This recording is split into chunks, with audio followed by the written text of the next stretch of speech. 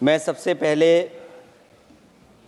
Congress party के नेता मनीष तिवारी जी, जिन्होंने बहुत विस्तार से ये बात रखी, जिन मूल्यों को लेकर के हमारे संविधान निर्माताओं ने इलेक्शन कमीशन को लेकर के जो गठन करने का काम किया कि हमारा लोकतंत्र कैसे मजबूत होगा, उस दिशा में जो बात उन्होंने रखी, मैं अपनी भावना और उनके विचार अपने विचारों से मैं जोड़ता हूँ। मुझे खुशी है इस बात की कि सरकार ने इस बात पर चर्चा और मौका दिया हम सबको अपनी बात रखने का। अभी जब मैं भारतीय जनता पार्टी के माननीय सदस्य जी का सुन रहा था बात, तो वो बिहार का इलेक्शन और आने वाले भविष्य में जो उत्तर प्रदेश का इलेक्शन उस पर भी काफ़ी चर्चा कर रहे थे। सभापति महोदय, मैं कुछ बातें ऐसी कहना चाहता हूं जो हम लोगों ने अपनी आंखों से देखा, और जिस इलेक्शन कमीशन से हमें ये उम्मीद थी कि निष्पक्ष काम होगा, निष्पक्ष कार्रवाई होगी, वो हमें कहीं देखने को नहीं मिली। मैं सबसे पहला उदाहरण ये देना चाहता हूं कि एक रामपुर का बाई इलेक्शन जो लोकसभा का हुआ, जब लोकसभा का चुनाव बाई इलेक्शन रामपुर का हो रहा था, तो भारतीय जनता पार्टी की सरकार के मुख्यमंत्री जी और पूरी भारतीय जनता पार्टी ने यह तय किया था कि समाजवादी पार्टी यहाँ से नहीं जीतेगी, यहाँ से भारतीय जनता पार्टी जीतेगी। और ये आशंका हम लोगों को थी कि हर तरीके से हम लोगों को दबाया जाएगा, हर तरीके से चुनाव में धांधली की जाएगी। और जिस समय चुनाव शुरू हुआ, वो चीज़ें हम लोगों को देखने को मिली। सभापति महोदय, वोटिंग के दिन, जिस दिन वोट पड़ रहा था, उस दिन हम लोगों ने देखा कि किस तरीके से पुलिस और पूरा प्रशासन इस बात पे लगा हुआ था कि कोई भी वोटर घर से न निकले। रामपुर का बाई इलेक्शन हमने ऐसा देखा जहां पर पूरा पुलिस प्रशासन, भारतीय जनता पार्टी की सरकार ये कोशिश में लगी थी कि मतदाता बाहर न निकले, और पहली बार भारतीय जनता पार्टी वहां से चुनाव लोकसभा का जीती। ये बाई इलेक्शन लोकसभा की बात कर रहा हूं मैं। और एक एक घटना की सूचना हम लोगों ने इलेक्शन कमीशन को दी है। एक एक घटना के पुलिस क्या कर रही है, पुलिस कहां बैरिकेडिंग लगाई है, पुलिस कहां रोक रही है, कौन पुलिस का अधिकारी कहां जा रहा है, डीएम क्या कर रहे हैं, कमिश्नर क्या कर रहे हैं। और उसके बावजूद भी इलेक्शन कमीशन ने एक भी किसी के खिलाफ कार्रवाई नहीं की। अध्यक्ष महोदय, जब हम ये बात समझ गए कि इलेक्शन कमीशन बायस्ड है, अध्यक्ष महोदय, ये जो नए नए लोग इधर से उधर खिसक गए हैं, या ना बोले तो अच्छा ही है। एक मिनट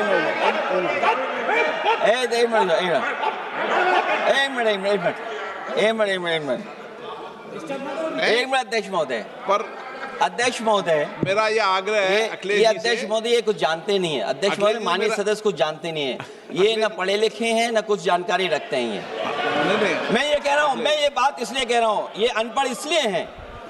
अध्यक्ष महोदय, मैं ये बात इसलिए कह रहा हूं कि जो जो घटनाएं मैं बता रहा हूं, मैंने एक एक घटना इलेक्शन कमीशन को टैग किया है, एक एक वीडियो इलेक्शन कमीशन को दिया है, एक एक पत्र लिखा है इलेक्शन कमीशन को। अगर एक भी कार्रवाई की हो तो मुझे बता दें, अगर ये जानते हो। और दूसरा, मैं अध्यक्ष महोदय, मैं दूसरा बताना चाहता हूं आपको। अध्यक्ष महोदय, चुनाव जीते जाते हैं, हारे जाते हैं। कभी कोई चुनाव जीतता है, कभी कोई चुनाव जीतता है। एक समय था जब हम लोग कांग्रेस पार्टी से लड़ते थे, और एक समय आ गया कि जब हम आपसे लड़ रहे हैं। चुनाव कभी ये जीतते हैं, कभी वो जीतते हैं, कभी मैं जीतता हूं। एक समय था अध्यक्ष महोदय, मैं 5 लोकसभा का सांसद था यहां।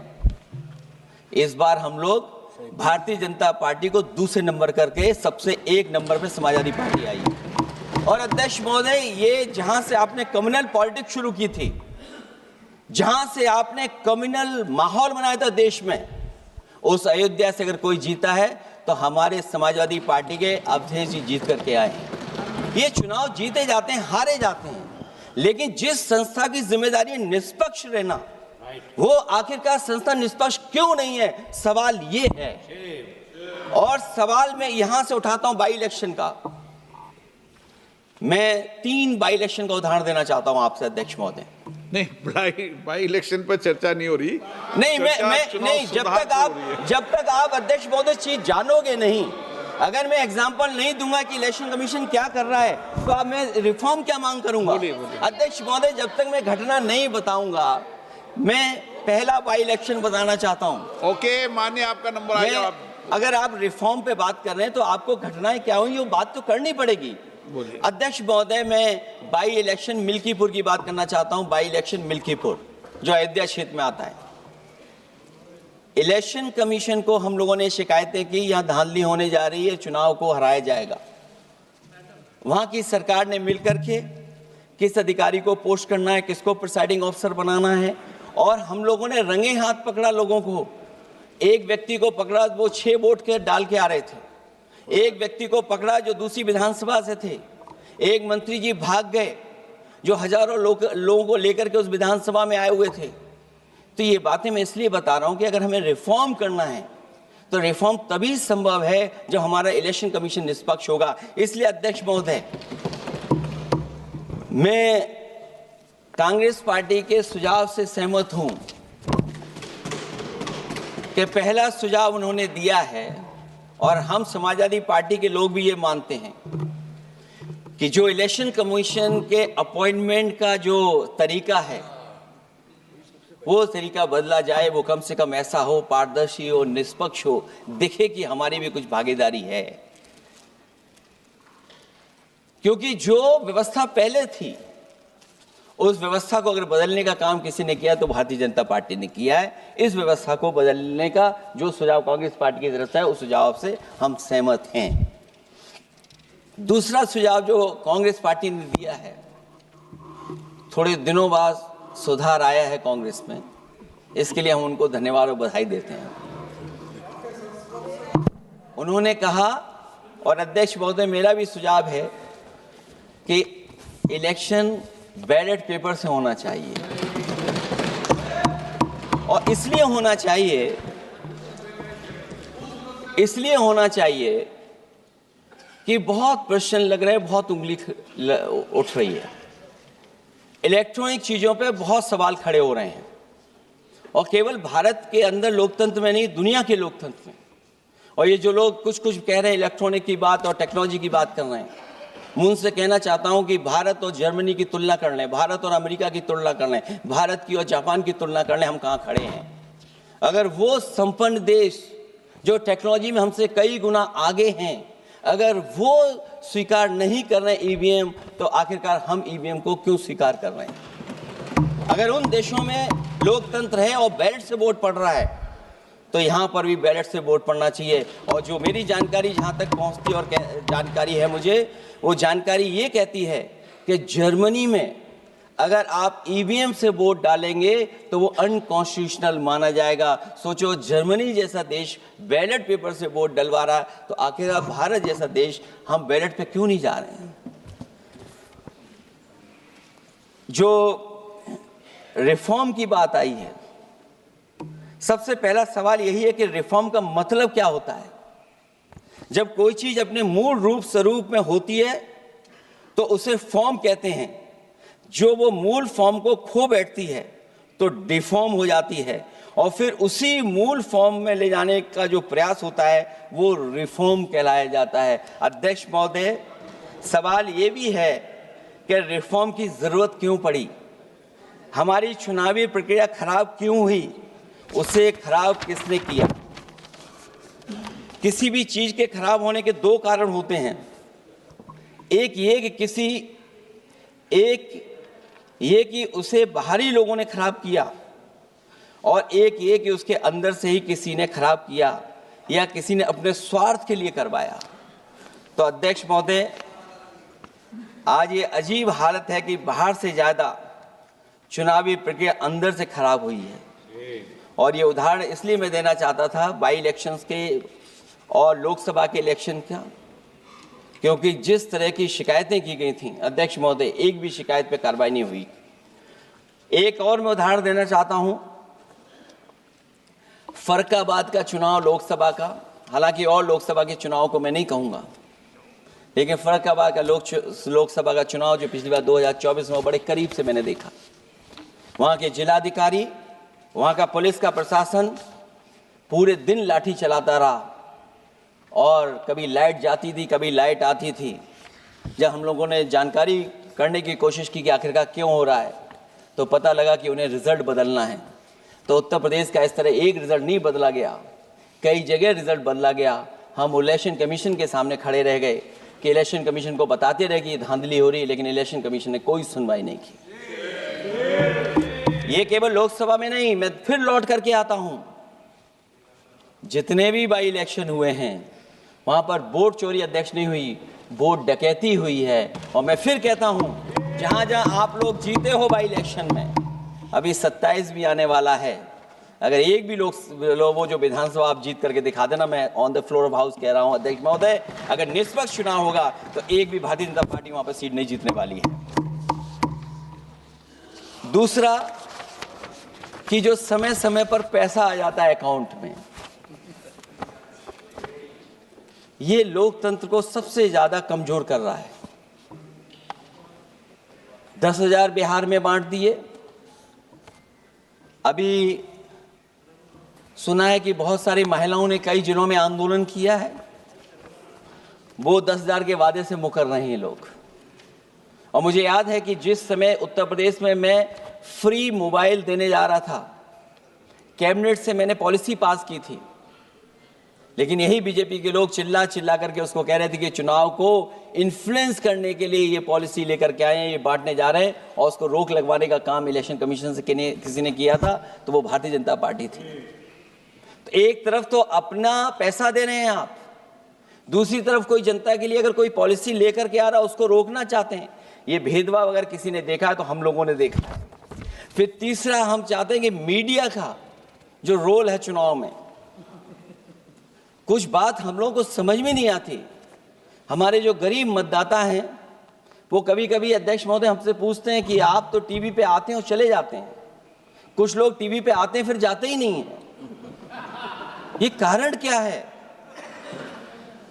अगर इलेक्शन के समय पर हम पॉलिटिकल पार्टीज को स्पेस अगर बराबर नहीं मिलेगा तो शायद चुनाव निष्पक्ष नहीं होंगे। इसलिए अध्यक्ष महोदय, आपके माध्यम से मेरा सुझाव ये भी है कि चाहे वो प्राइवेट हो चाहे सरकारी हो, मीडिया में बराबर का कहीं ना कहीं हम लोगों को भी स्पेस मिलना चाहिए। इधर एक नई चीज है, नया जमाना है, तो नई चीज है सोशल मीडिया। पहली बार देखने को मिल रहा है कि जहां पर इमेज बनाने के लिए पैसा नहीं खर्च किया जा रहा अध्यक्ष महोदय, दूसरे की इमेज कैसे खराब की जाए उसके लिए पैसा खर्च किया जाता है। जो नकारात्मक जितना कैंपेन है, मैं अध्यक्ष महोदय दावे के साथ कह सकता हूं, हमारे पास कोई एजेंसी नहीं है, कोई सोशल मीडिया टीम नहीं है जो हम नेगेटिव कैंपेन रन कराते हो।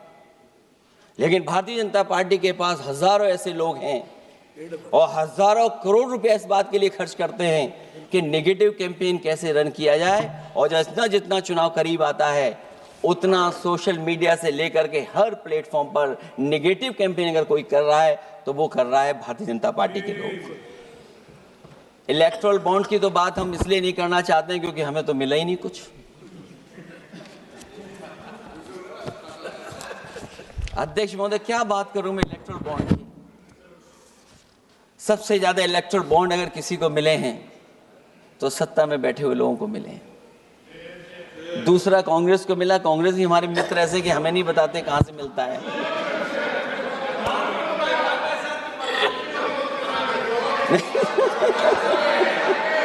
अध्यक्ष महोदय, सबसे ज्यादा चुनावी खर्चा इनके पास, दूसरा खर्चा इनके पास। हम लोगों का भी तो कोई ख्याल रखे अध्यक्ष महोदय, वो आप बता देना। तो ये जो इलेक्ट्रॉन बॉन्ड वाला जो खेल है अध्यक्ष महोदय, ये तो दिखाई देने वाला खेल है।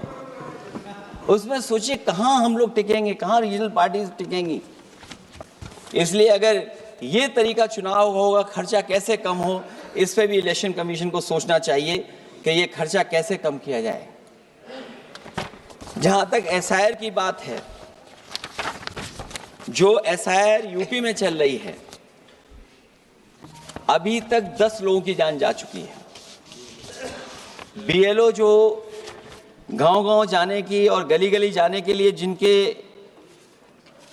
जिनको काम मिला है, उसमें लगभग 10 लोगों की जान जा चुकी है। 9 लोगों की हमारे पास सूची है। मुरादाबाद में बीएलओ सर्वेश सिंह ने फांसी लगा ली, उन पर काम का बोझ था। 29 नवंबर में बिजनौर में बीएलओ शोभा रानी को हार्ट अटैक हो गया। 29 नवंबर देवरिया लेखपाल आशीष कुमार ड्यूटी के दौरान तबीयत बिगड़ी और फिर उनके बाद मृत्यु हो गई। फतेहपुर में लेखपाल सुधीर कुमार ने शादी के एक दिन पहले फांसी लगा ली। और इस परिवार से तो मैं खुद मिला था जाकर के। अध्यक्ष महोदय, जब परिवार के लोगों से बातचीत हुई तो उन्हें ये बताया उन्होंने कि इतना काम का बोझ था उनके ऊपर, अधिकारी इतना दबाव बना रहे थे कि वो क्या करते। और जो इलेक्शन कमीशन ने अध्यक्ष महोदय कहा कि हम ट्रेनिंग देंगे बीएलओ को, मैं ये दावा कर सकता हूं कि उत्तर प्रदेश के बहुत कम बीएलओ को ट्रेनिंग मिली होगी। और यहां मैं कह सकता हूं कि एक भी बीएलओ को ट्रेनिंग नहीं दी गई जो देनी चाहिए थी। और जो बीएलओ लगाए गए हैं उनका पूरा परिवार लगा हुआ है कि कैसे भी अपने बीएलओ जो परिवार के सदस्य हैं उनकी मदद पहुंचाएं। महिला है वो फॉर्म नहीं भर सकती, कई बार उसके परिवार के सदस्य लगे हुए हैं कि कैसे फॉर्म भरवाएं हम उनका। तो 9 लोगों की जान गई है। हमने अपनी पार्टी की तरफ से तो 2 लाख रुपए की मदद की है। हमारी मांग होगी कि चुनाव आयोग और इस लोकतंत्र को मजबूत करने के लिए जो मदद होनी चाहिए 1 करोड़, और उनको सरकारी नौकरी मिलनी चाहिए। धांधली कैसे होती है, चुनाव होने से पहले ही वोट कट जाते हैं। हमारे राजीव राय जी बैठे होंगे माननीय सदस्य, वो किताब लाए हैं कि नहीं लाए हैं? चुनाव घोषित नहीं हुआ वहां पर, लेकिन सरकार के लोगों ने मिलकर के वोट पहले ही काट दिया। अध्यक्ष महोदय, वहीं से दिखा दो, ये लिस्ट है। अगर एक भी इसमें गलत हो तो बता दीजिए, एक भी गलत हो अध्यक्ष महोदय। चुनाव हुआ नहीं उससे पहले इलेक्शन कमीशन ने वोट काट दिए। और कितने वोट काटे हैं? 15,000 वोट काटे हैं। और 2027 के 22 के चुनाव में मैंने आरोप लगाया था कि इलेक्शन कमीशन ने जानबूझ करके और सरकार के लोगों ने मिल करके उत्तर प्रदेश में हर विधानसभा में वोट काटे थे और चिन्हित कर करके वोट काटे थे।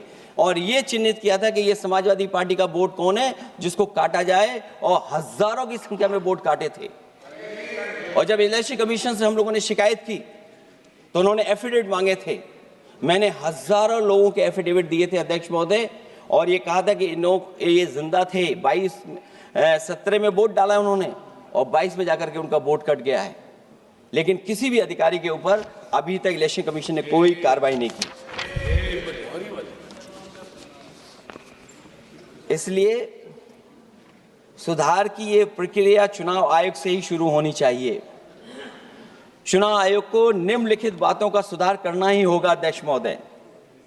चंडीगढ़ में कैमरे के सामने की चोरी पर, बंदूक तानकर वोटरों को वोट डालने से रोकने पर, उपचुनाव में चुन चुनकर एक अधिकारी पोस्ट करने पर, जीतने के बाद भी सर्टिफिकेट बदल देने पर, चुनाव आयोग को हमारे द्वारा दिए गए हजारों एफिडेविट्स प्राप्त न होने की झूठी बात पर, जबकि हमारे पास जमा करने की रसीद है, वॉशिंग मशीन फार्मूले पर जिसमें एक दिन पहले का भ्रष्टाचारी अगले दिन भद्राचारी हो जाता है और ऊंचे पद पर बैठा दिया जाता है, सत्ताधारियों के पैसे बांटने पर पकड़े जाने पर, सिद्धांतहीन राजनीति पर भी होना चाहिए, चुन चुनकर पीडीए के वोट काटने पर भी होना चाहिए, नकली वोटर से वोट डलवाने पर भी, नकली आधार कार्ड बनाकर चुनावी खेल करने पर, एक वोटर के द्वारा कोई वोट डालने पर, चुनाव के दौरान योजना चलाकर घूस देने पर। और अध्यक्ष महोदय, मैं ये जरूर कहना चाहूंगा कि जब 1 नेशन 1 इलेक्शन की बात हो रही है और अभी सत्ता पक्ष के माननीय सदस्य ने कहा कि वो एक वोटर लिस्ट भी करा देंगे, ये बात मैं कह दूं अध्यक्ष महोदय, उन्होंने ये कहा कि 1 नेशन 1 इलेक्शन तो होगा ही होगा, लेकिन एक वोटर लिस्ट भी एक होगी। हमें उम्मीद है कि वोटर लिस्ट एक होगी और वोटर कार्ड ऐसा बने। अभी तक तो हम आधार कार्ड के लिए मांग करते थे। देश के प्रधानमंत्री जी कहते हैं कि हम तो कई समस्याओं का समाधान कर चुके हैं, सेल्फ एफिडेविट, सेल्फ अटेस्टेड अगर आप दे देंगे डेट ऑफ बर्थ तो हम स्वीकार कर लेंगे। लेकिन अब सुनने में आ रहा है यूपी में आधार ही को स्वीकार मान ही नहीं रहे हैं उसको।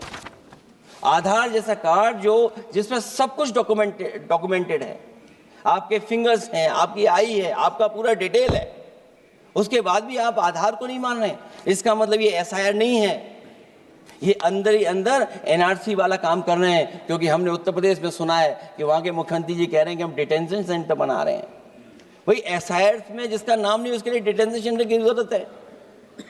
इसका मतलब अध्यक्ष महोदय, जो काम ये खुल के नहीं कर सकते थे एनआरसी, वो काम ये एसआईआर के बहाने कर रहे हैं। तभी ये कभी कभी कहते हैं घुसपैठियां हैं और डिटेंशन सेंटर बन रहे हैं। दरअसल सबसे बड़े सुधार की जरूरत यह है कि लोकतंत्र में फिर से भरोसा जगाया जाए। ईवीएम को हटाकर बैलेट से चुनाव कराए जाएं। चुनावी धांधली होने पर तय समय सीमा में कार्रवाई हो। विपक्षी अनदेखी न की जाए, विपक्षी शिकायतों पर पक्षपात न हो। चुनाव आयोग निर्भीक हो। चुनाव आयोग सरकार के इशारे पे काम न करे। चुनाव आयोग निर्भीक हो। चुनाव आयोग एक विचारधारा के लोगों का गुट बनकर न रह जाए। चुनाव आयोग ईमान की लगाम कभी न छोड़े। चुनाव आयोग ये ऐतिहासिक जिम्मेदारी समझे कि उसकी आज की गलती देश के भविष्य की सदियों के लिए बर्बाद कर सकती है। सबसे बड़ा सुधार यही है कि चुनाव आयोग अंतरात्मा की आवाज सुने और सच्चे देश प्रेम को दिखाते हुए खुदगर्जी की सियासत करने वालों के हाथ की कठपुतली न बने। हमें उम्मीद है कि कुछ लोगों की वजह से चुनाव आयोग की जो छवि खराब हुई है वो अब और नहीं होगी। इलेक्शन रिफॉर्म तब तक निरर्थक है जब तक इलेक्शन कमीशन में रिफॉर्म नहीं होगा। इसीलिए जो सुझाव विपक्ष की तरफ से आ रहा है कि इलेक्शन कमीशन का गठन में जो पहले व्यवस्था थी वो पुनः लागू हो, उसी के बाद इलेक्शन कमीशन में सुधार संभव है। जितना इलेक्शन कमीशन मजबूत होगा उतना ही हमारा लोकतंत्र मजबूत होगा। जितना हम संविधान से खिलवाड़ करेंगे उतना ही हम समझेंगे कि आप लोकतंत्र से खिलवाड़ कर रहे हैं।